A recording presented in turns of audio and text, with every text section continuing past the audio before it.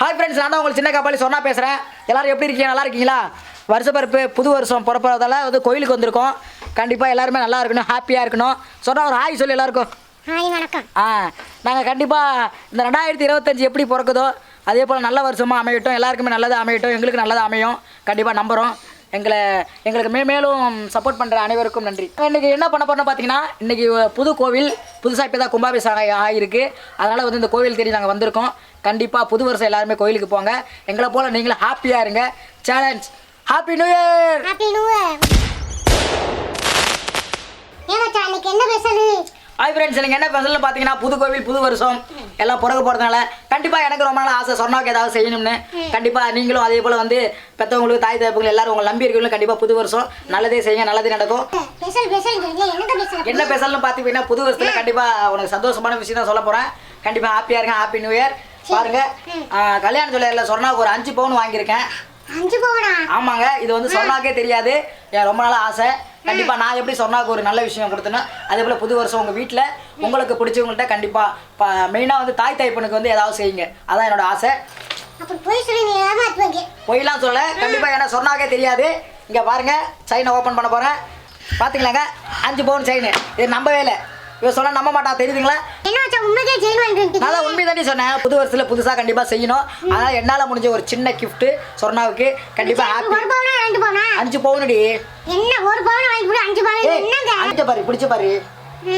நீங்களே போட்டு விடுங்க உங்க பொண்டாட்டி. யாருக்கு? எனக்கா? ஆமாம்ல, சாரி சொர்ணாவுக்கு தான் வாங்கினேன். கண்டிப்பாக சொர்ணா என்ன நினைக்கிறேன்னு நினச்சேன். கண்டிப்பாக இந்த செயின் கொடுத்துல சொர்ணா எவ்வளோ சந்தோஷமாக இருக்காங்களே, அதே போல் நீங்களும்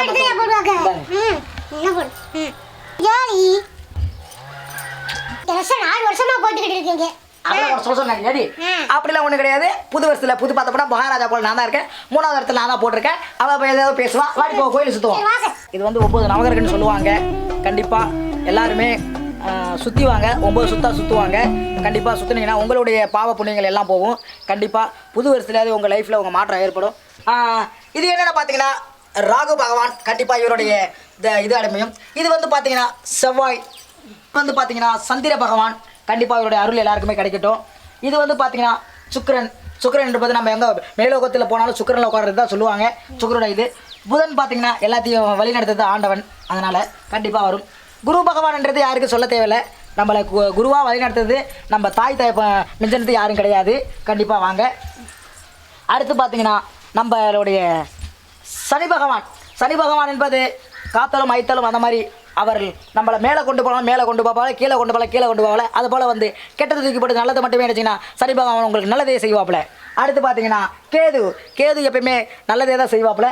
அடுத்து எல்லாத்துக்கும் சக்கரவர்த்தியாக திலங்குவது யார் என்று பார்த்தீங்கன்னா சூரிய பகவான். சூரியனுடைய அருள் ஆட்சி இருந்தால் கண்டிப்பாக எல்லாருமே நல்லா இருப்பீங்க. புது வருஷம் கண்டிப்பாக நல்லா இருப்பீங்க. அதே போல் எங்களுக்கு எல்லாருடைய தெய்வத்தோட அருள் கிடைச்சிருக்கு. சுந்தரி சொன்னா, புது வருஷம் பிறந்தாச்சு.